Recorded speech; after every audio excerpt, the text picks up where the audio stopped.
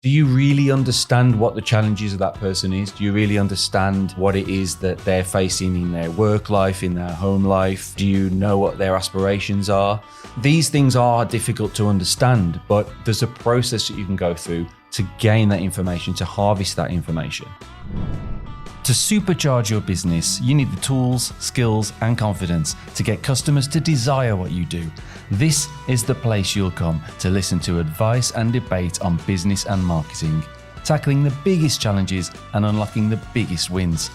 I'm Si McMahon. Welcome to the Content in Business podcast.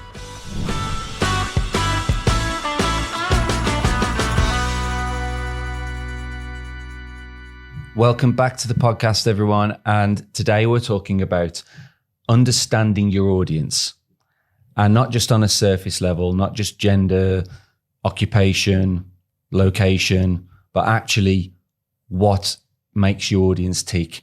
What are the challenges they're facing? How can you address their issues? And why is that important? Well, you're just the guide in your relationship with your audience. They're the hero, not you. You're not the hero. You're not the center of attention here. They are. And so it's really important that you understand what their challenges are, what their problems are, so that you can guide them and support them to their journey of achieving what they desire or what they need by using your product or service. It's too easy to get tricked into telling your own story and throwing it out there, and whoever picks it up. No, you really need to tailor your message, and you really need to understand who you're speaking to. So we're going to dive in to some of the ins and outs about how and why it's important and how you can go about understanding. If you understand who your audience are and what their challenges are and what their desires are, then you can adjust your product and service so that it is better suited to what they need. So you can tailor and tweak your messaging, your features within your product or service to their needs. You can understand what they like and what they don't like about what you offer.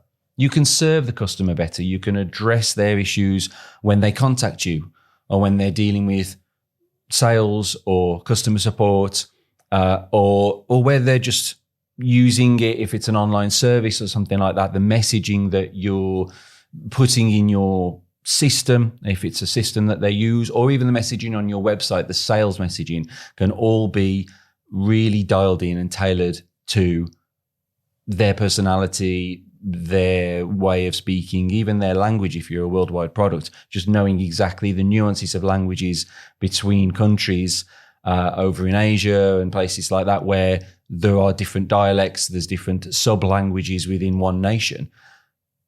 Understanding that is really important. It's fun with Si and Rob time again, and we're playing What Came First again. I nearly forgot the name of the game then.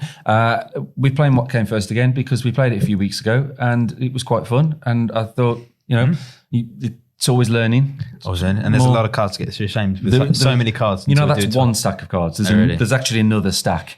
But I've been shuffled a few times, so I need to make sure that I'll need to sense check to make sure I've not done the cards before. Okay, I'm going to go straight in. And this is a question for you. Okay, so for the camera, I'm not sure you can see that. So what came first, Texas or Mexico? What came first, Texas or Mexico? That's a strange question. A state in a country versus a country. That seems like nuts. Yeah, but was it the modern day Mexico? I don't think it was. Wasn't it like, because the Aztecs were there and things like that. So I wonder if it's Mexico is later than Texas. I'm going to go, what came first? Yeah. So Texas. You're right. Texas did come first. It says the lone state gained its independence from Mexico on March the 2nd, 1836. Mexico was not internationally recognized as a country independent from Spain until December the 28th, 1836. Ah, of course, yes, because it was ruled by the Spanish. I would have had no clue. There you go. To be honest, that my knowledge of all that is quite sketchy. My North American history and stuff is not great. This is a good one. Right. Candy Crush Saga or Angry Birds? What came first? Now, I think these are really close together. And the reason I know is when I first started dating my wife, Jenny, this just shows how much our lives have changed. Before children, obviously, we just started dating. We would often, we would go out for drinks and stuff on a Saturday night, but we would sit up in bed playing either or. We'd sit there just playing Angry Birds and stuff, just in bed, just chilling in the morning with a cup of tea. And we pretty much would play both. But I think Candy Crush came slightly after, just because I remember playing Angry Birds first. So I'm going to go for Angry Birds came first. It did.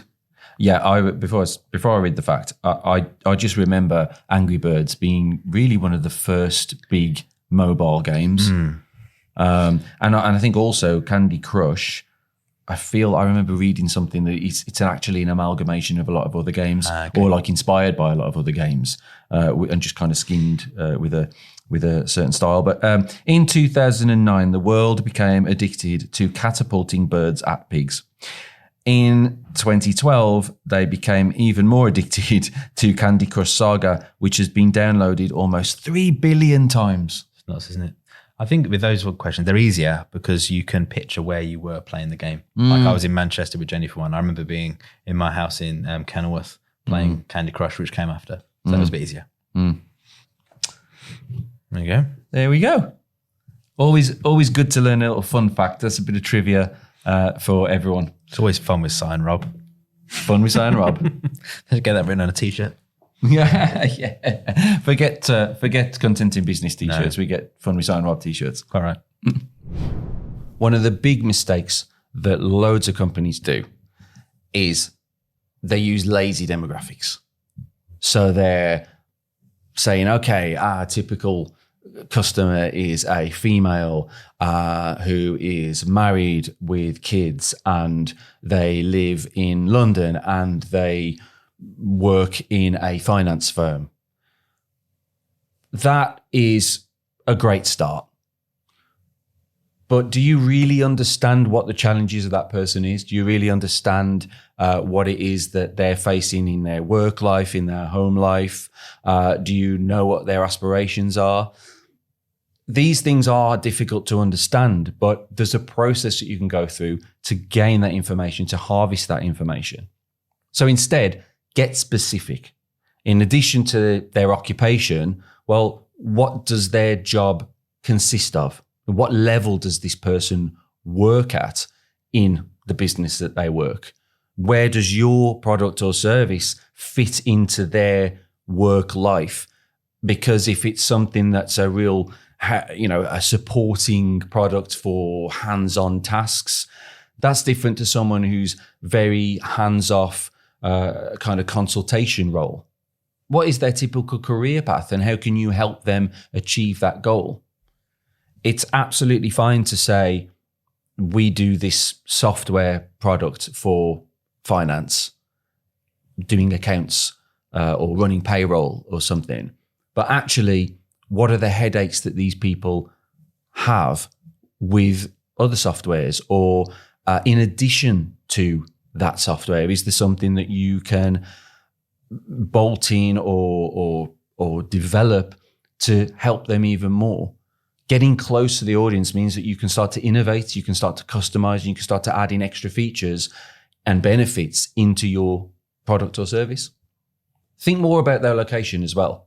It's not just, do they live in the city? What kind of property do they live in the city? Are they on a really tight budget? Does their situation allow them to be extravagant with their spend?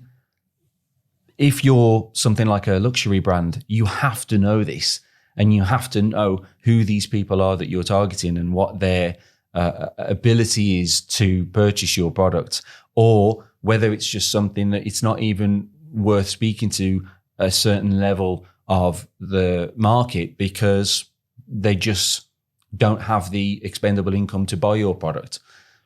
Again, it's very, very easy to create a brand, create a product, and put it out there at a rough demographic and see who picks it up. There might be a level of testing in the early days. There might be a test in the market, getting some information, but that's usually done better by surveys and other data gathering tools, which we'll come on to later, than putting the product out there and seeing what happens. And we've got to think about gender. In recent years, gender is so much more fluid. Males are buying female products are buying male products, and anywhere in between. It's not just a man and a woman anymore. This is a more fluid space, and so you need to consider that as well. One of the things that I've noticed as you walk into somewhere like Superdrug and you look at the cosmetics, you can see the imagery now is much more fluid. It's not just all women. There are men in there as well. There are a mix of races. There are a mix of genders. Everyone is accounted for and everyone is included. So you need to be inclusive with your brand, but you also need to be targeted and completely understanding of who the people are within that range of identifiers and races and genders and demographics and locations and work occupations. And you need to make sure that you're completely clear who those people are so that you can tailor your message specifically to certain people within a range of customers that you might have. So understanding your target audience and identifying those individuals and those types of individuals is really, really important. But then what about communicating with them? Like we've talked about before, their challenges that they have on a daily basis, often they tie back to an emotional trigger. How can you make life better for people? Or how can you make their work less of a headache? How can you deal with their hair that they really struggle with because it's super frizzy and your product fixes that? The benefit is that the hair is under control, but what's the emotional benefit there? So I spoke to Rob Lyon, CEO of Playfair, to give us a bit of insight on that. I think when it comes to emotion, I've got one example that I think really rings true with one of our clients. So we have a client who sells this really innovative small fire extinguisher, and you think it would be about putting out fires. That's the obvious thing. But actually, emotionally, more people buy that product to protect someone else. We often think of their customer what I would call like a sandwich generation. So actually, the person who resonates with that product most, and that's the customer they need to understand, is the one that's trying to protect potentially a younger child in the household. So maybe a son or daughter who's going to university, or potentially they've also got that elderly parent who's starting to be less mobile, maybe less cognitive, and they might have a few more challenges. So your first point would be thinking about that. You very instinctively go for who needs to put out lots of fires. But actually, no, that isn't the place at all. It's emotionally who feels the need to have something just in case. And that is the emotional difference. Peace of mind. Peace of mind. Exactly. And that's exactly what you're selling. You're not selling a fire extinguisher, you're selling peace of mind. And you need to be able to latch onto the emotions of your customer to understand what creatives there was resonate them. Showing it, putting out lots of fires, great. You need to demonstrate the product works, but actually show the peace of mind, the comfort, the solidarity as a family with the product in the background.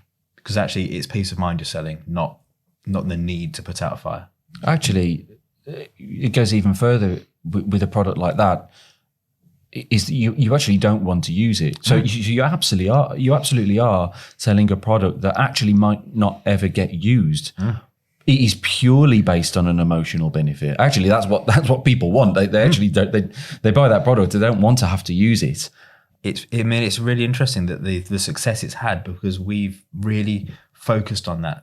One of the these sort of strap lines we've used historically is just in case. Just in case. There are very few products you buy hoping never to use.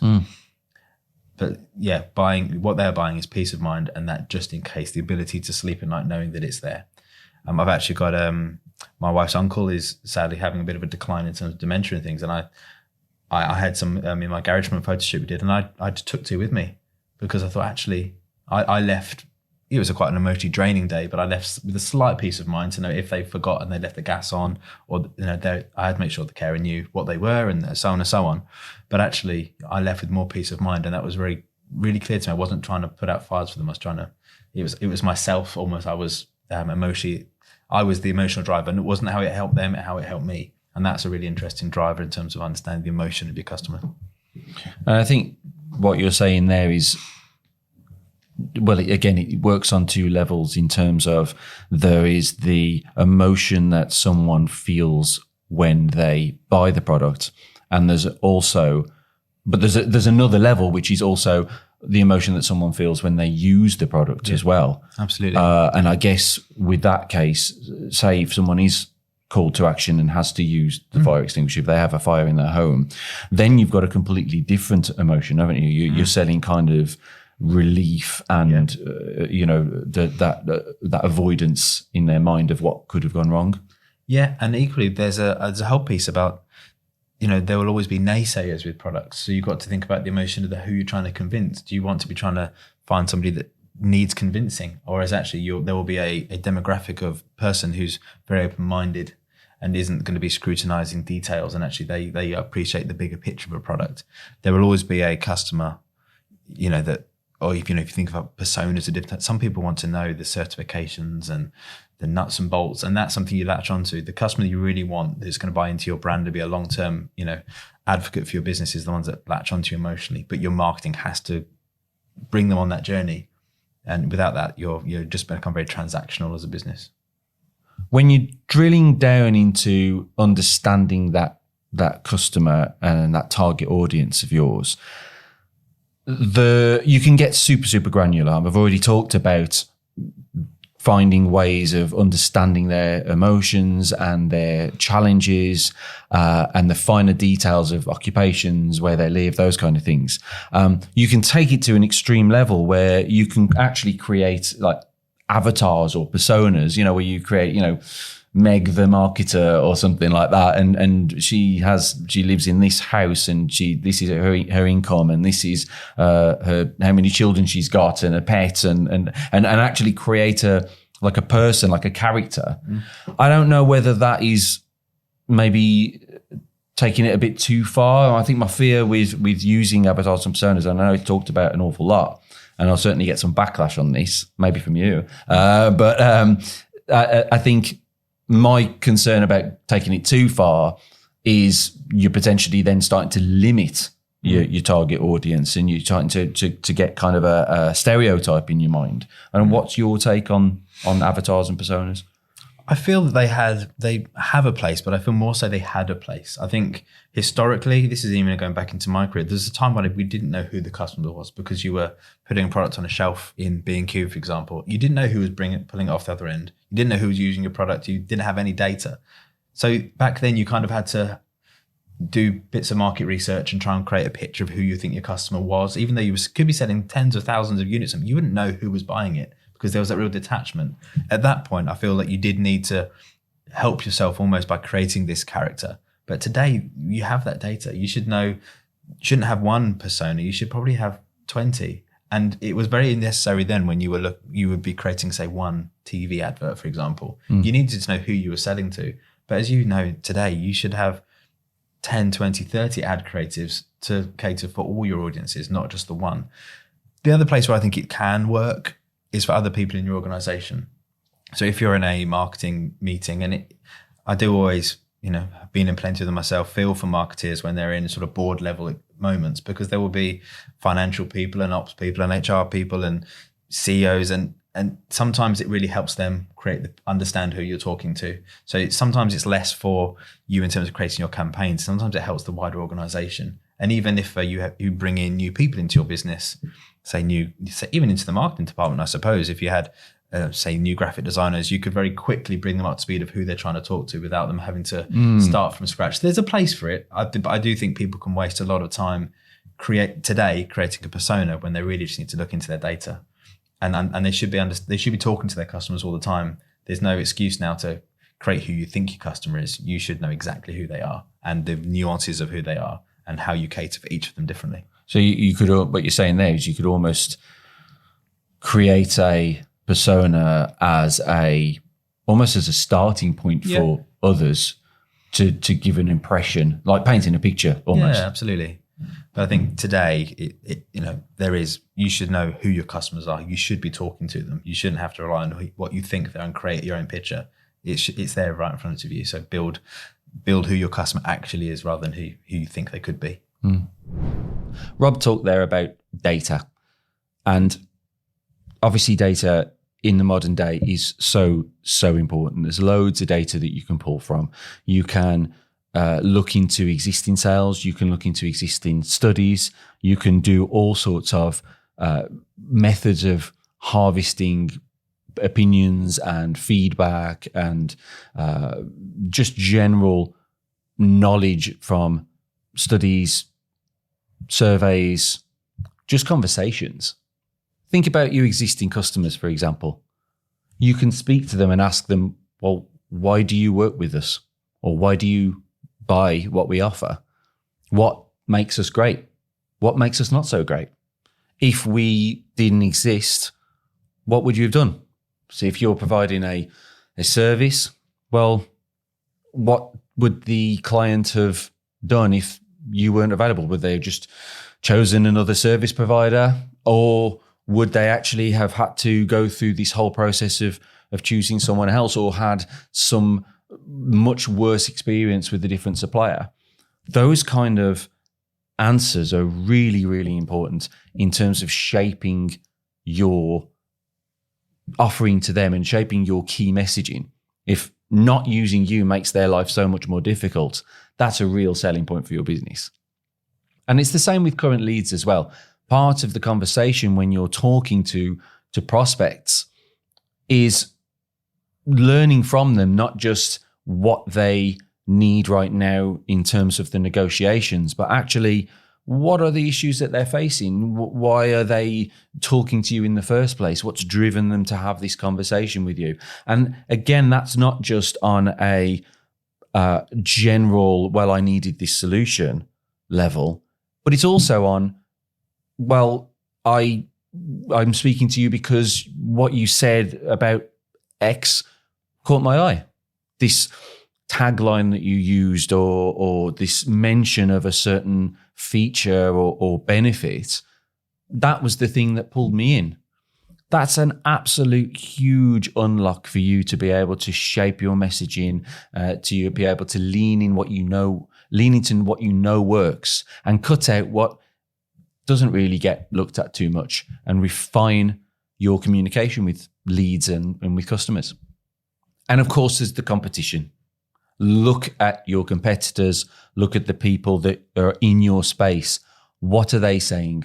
What are they doing? How are they growing their business? What are the messages that they're putting out there that you think that people are resonating with? Who are the kind of customers that you can find out, what kind of businesses or what size of businesses that a competitor seems to do well with? And then work out the difference between you and your competitor and say, well, are you a smaller business? Are you a bigger business? Are you more customized? Are you more generic? And does that resonate with a different kind of audience?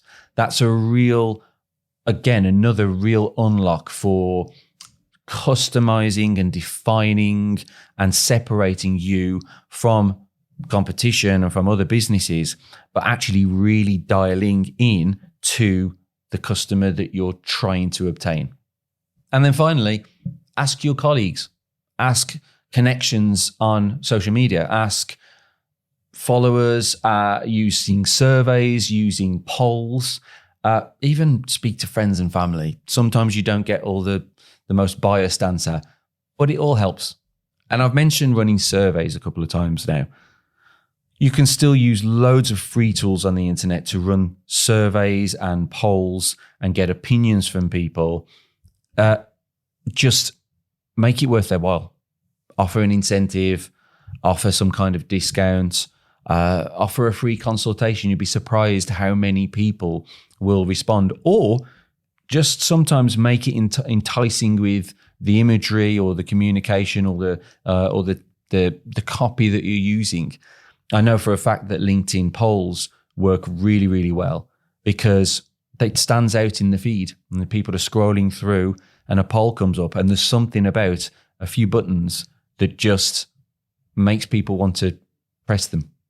So that data is really easy to access. What's a bit harder to access is some of the data that you might get through ad platforms and social media, just through to some of the restrictions and some of the new changes that are coming through in terms of platforms and phones, tracking limitations, cookie blocking, and things like that. So I spoke to Rob again to see what his views on that was.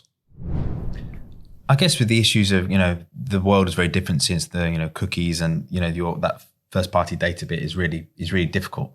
I think one thing you've got to remember now, but the platforms still know who your customers are. So despite you not having the data, the platforms know. So you need to think about your metrics slightly differently.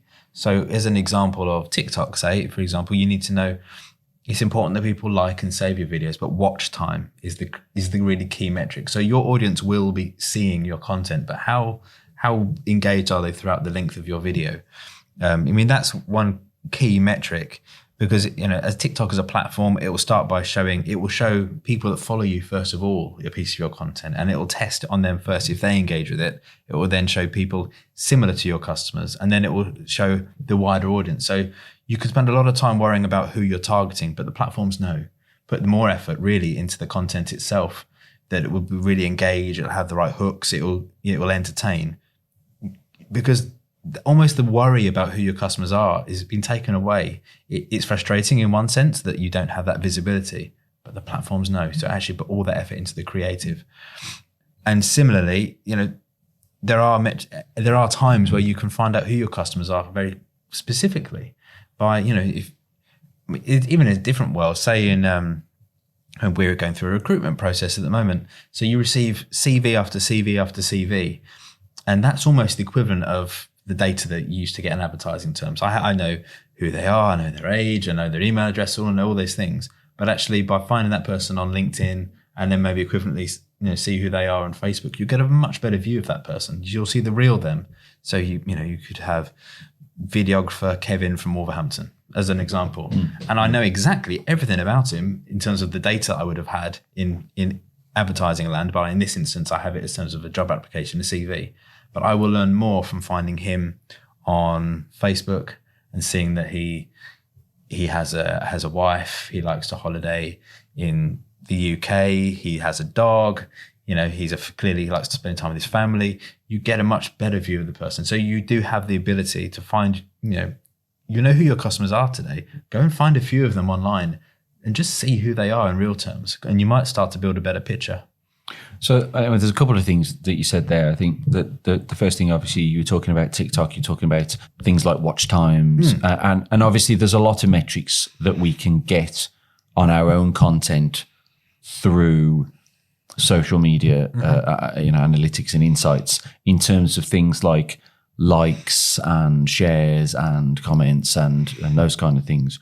But you were talking very specifically about watch time there. What do we think these days about things like, the whole vanity metrics thing, like the likes and shares and that?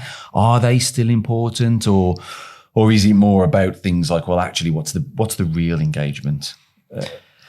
Reach is a tough one, because you can have, it can be quite a fake metric, because you can even with your advertising, you can choose to show it to lots of people, and are they the right people? Reach is one I always think is in PR land. I've worked with PR agencies, some really good ones, some not so good, and the ones that lean into all they anchor on is to reach.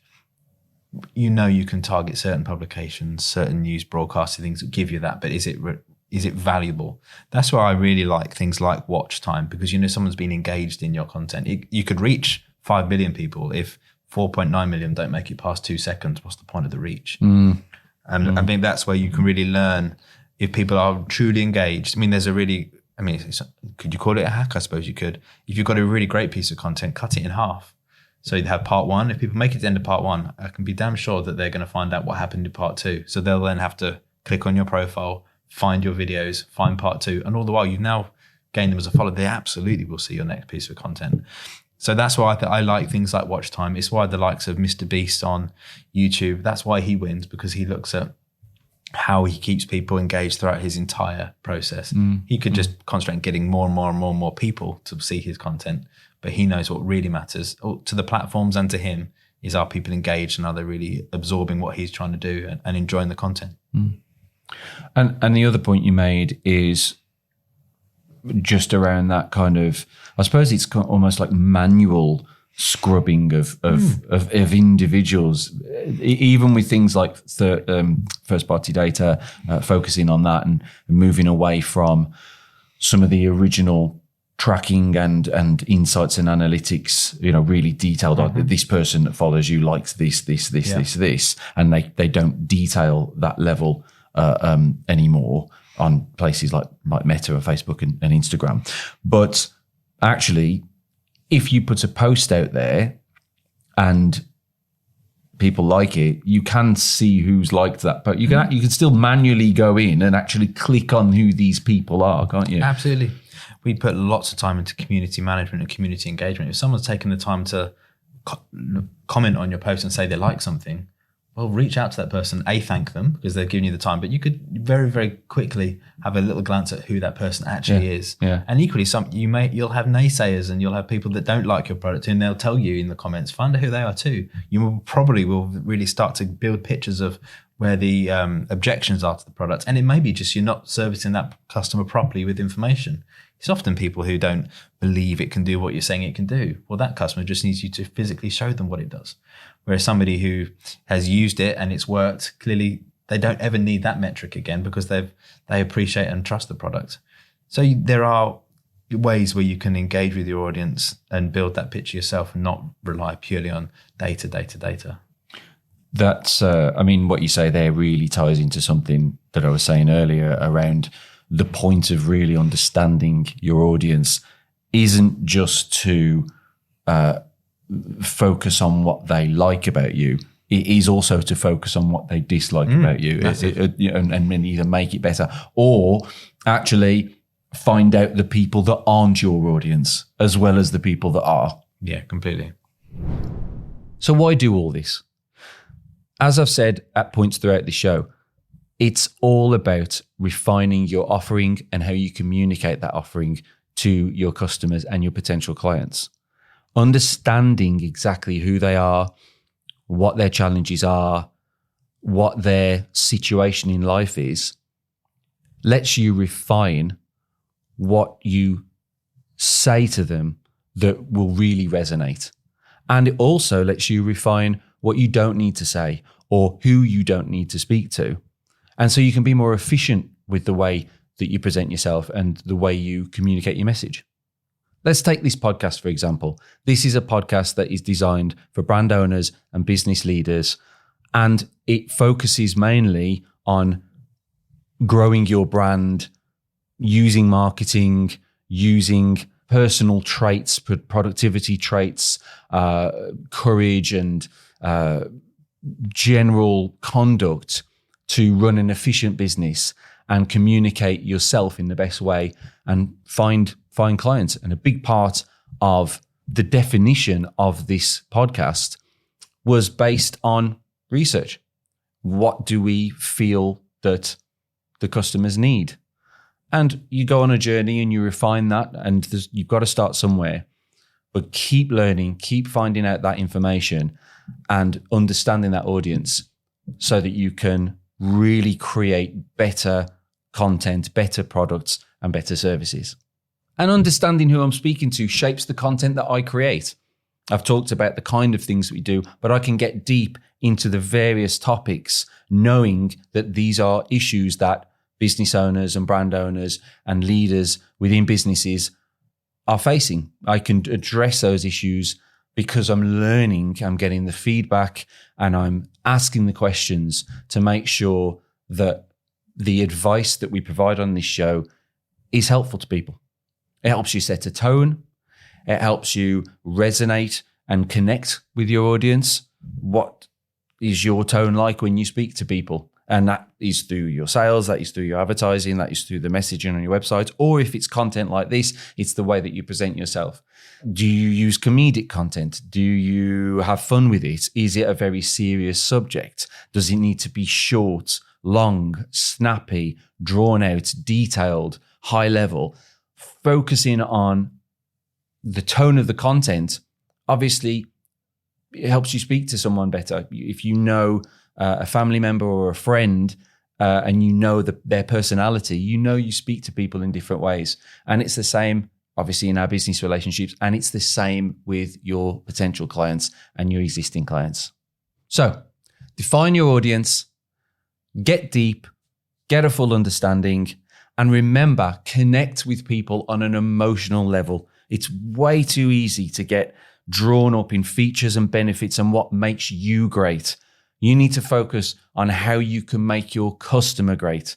And that is through emotion, and that is through understanding. So I hope this show has been useful and helpful for you. Keep subscribed, keep following us, keep up to date, engage with us, ask questions. I'm really, really keen to address your issues. Like I say, we learn who your audience is, and I'm learning who you are every time I put something out. Thank you again to Rob for joining us, and I'll see you in the next one.